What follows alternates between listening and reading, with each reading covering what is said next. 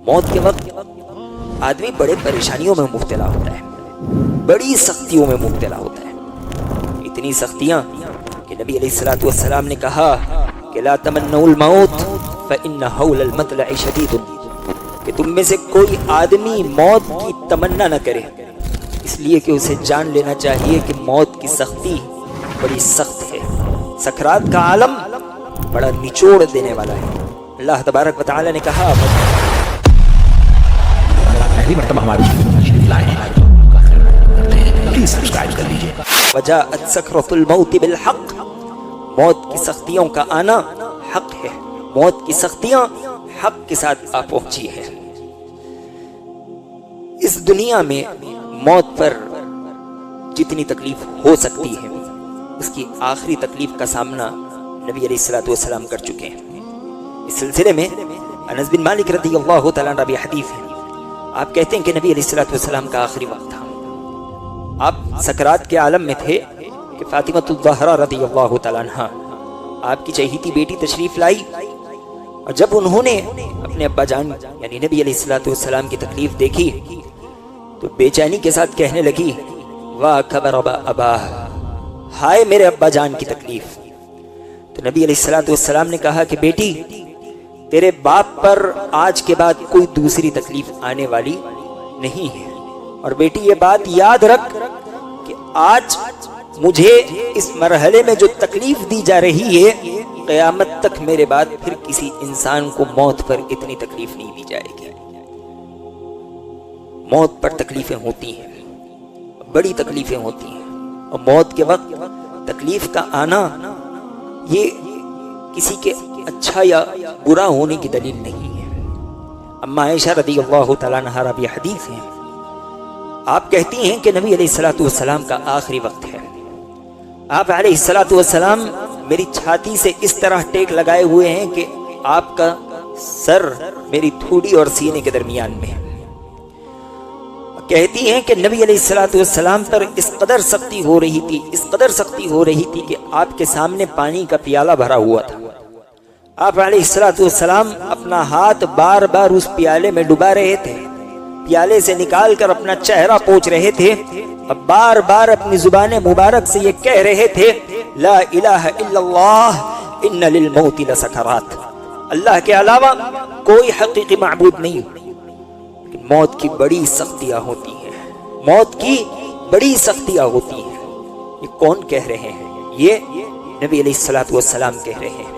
جو دوسروں سے کئی گنا زیادہ تکالیف برداشت کرنے کی قوت رکھتے ہیں، جنہیں اللہ تبارک و تعالی نے صبر عطا کر رکھا ہے، اس نبی کی زبان سے موت کی تکلیف اور موت کی سختیوں کا ذکر ہو رہا ہے۔ اما عائشہ رضی اللہ تعالیٰ عنہا نے کہا کہ جب میں نے نبی علیہ الصلوۃ والسلام کی ان سختیوں کو دیکھا تو اس کے بعد مجھے کسی کی موت کی سختی بری نہ لگنے لگی، وگرنہ انسان کا یہ معمول ہوتا ہے، اس کی عادت ہوتی ہے کہ وہ اگر کسی کو وفات کے وقت تڑپتے اور تکلیف میں دیکھ لے تو اس کے اچھے یا برا ہونے کا فیصلہ کرنے لگ جاتا ہے۔ ہاں، لیکن کچھ معاملہ تھوڑا سا مختلف ہے، نیکوکاروں کی موت اور بدکاروں کی موت۔ نیکوکاروں کی موت احسن انداز سے ہوتی ہے، اللہ تبارک و تعالی نے قرآن مجید میں کہا یا ایتھا نفس المطمئنہ ارجعی الی ربک راضیۃ مرضیہ فادخلی فی عبادی وادخلی جنتی۔ اللہ تبارک و تعالی نے کہا کہ جو نیک لوگ ہوتے ہیں ان کی روح کیسے قبض کی جاتی ہے، اس سے کہا جاتا ہے کہ اے مطمئن نفس، اطمینان والی نفس، اپنے رب کی طرف لوٹ جا رضامندی کے ساتھ، فادخلی فی عبادی، نیک لوگوں میں شامل ہو جا، وادخلی جنتی، اللہ تبارک و تعالی اس سے کہے گا میری جنت میں داخل ہو جا۔ اور ایک جگہ اللہ تبارک و تعالی نے کہا ان الذين قالوا ربنا الله ثم استقاموا تتنزل عليهم الملائكة الا تخافوا ولا تحزنوا وابشروا بالجنة التي كنتم توعدون۔ اللہ نے کہا یقیناً وہ لوگ جو یہ کہتے تھے کہ ہم اللہ تبارک و تعالی پر ایمان لائے اور پھر اس پر ثابت قدم ہوتے تھے، ہمارا رب اللہ ہے، اور وہ اس بات پر جمے ہوئے ہوتے، اللہ نے کہا تتنزل علیہم الملائکہ، موت کے وقت ان پر فرشتے نازل ہوتے ہوں گے۔ فرشتے نازل ہو کر کیا کہتے ہوں گے؟ کہتے ہیں کہ تم نہ تو ڈرو اور نہ خوف کھاؤ، وَأَبْشِرُوا بِالْجَنَّةِ الَّتِي كُنْتُمْ تُوعَدُونَ، اور تمہارے لیے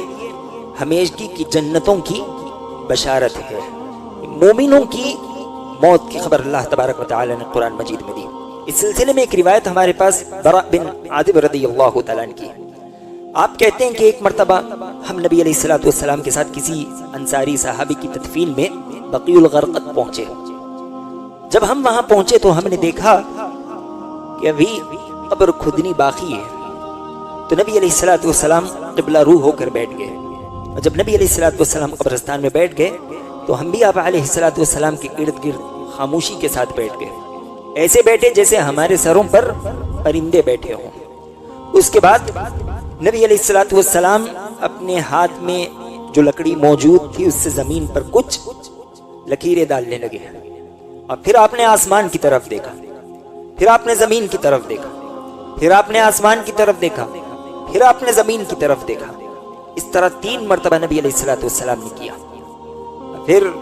آپ علیہ الصلوۃ والسلام نے کہا کہ اللہ تبارک و تعالی سے قبر کے عذاب سے پناہ طلب کیا کرو، اور آپ نے مومن کی موت کی کیفیت بیان فرمائی۔ آپ علیہ الصلوۃ والسلام نے کہا کہ جب ایک مومن بندہ، نیک بندہ وفات کے قریب ہوتا ہے تو اللہ تبارک و تعالی آسمان سے فرشتوں کو نازل کرتا ہے جن کے چہرے سورج کی طرح چمک رہے ہوتے ہیں، اور وہ جنت سے کفن لاتے ہیں، اور وہ کفن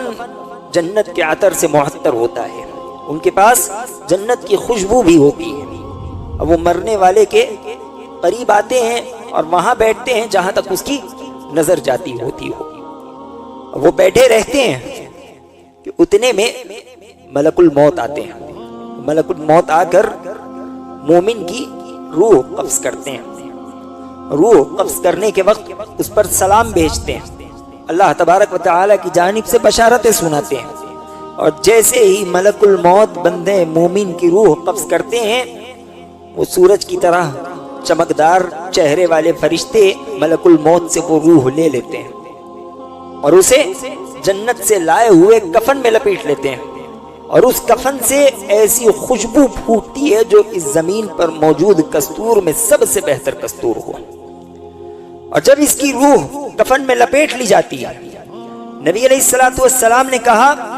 کہ زمین و آسمان کے درمیان میں جتنے فرشتے ہیں سارے کے سارے فرشتے اللہ تبارک و تعالی سے اس بندے کی مغفرت کی دعائیں کرنے لگ جاتے ہیں کہ الہ العالمین تو اس کی مغفرت فرما دے۔ اس انسان کے لیے سارے آسمان کے دروازے کھول دیے جاتے ہیں، اور ہر دروازے والا فرشتہ اللہ تبارک و تعالی سے دعا کرتا ہے کہ الہ العالمین اس پاک روح کو تو ہمارے دروازے سے اوپر پہنچانا۔ نبی علیہ الصلوۃ والسلام کہتے ہیں کہ اس روح کو اس معطر کفین میں لپیٹ کر پہلے آسمان پر لے جایا جاتا ہے، پہلے آسمان کے فرشتے اس روح پر سلام بھیجتے ہیں اور پوچھتے ہیں کہ یہ پاک باز روح کس کی ہے؟ نبی علیہ الصلوۃ والسلام نے کہا کہ جو بہتر سے بہتر نام ہو سکتا ہے فرشتے اس کا نام ان کے سامنے بیان کرتے ہیں، وہ فرشتے آگے کا راستہ بتاتے ہیں،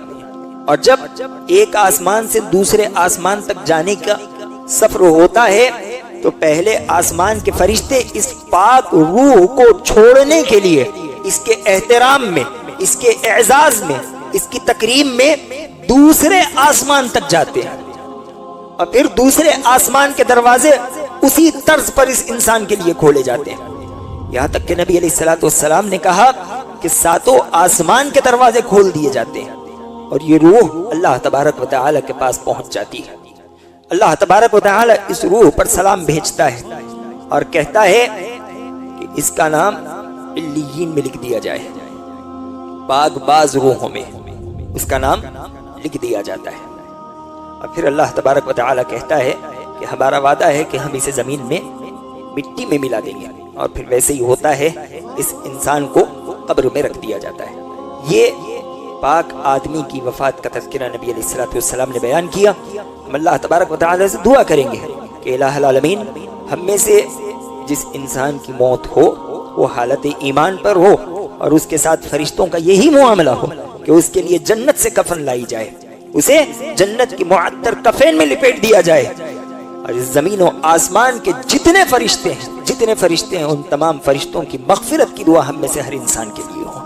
ہمارے لیے جنت کا اور آسمان کا ہر دروازہ کھول دیا جائے۔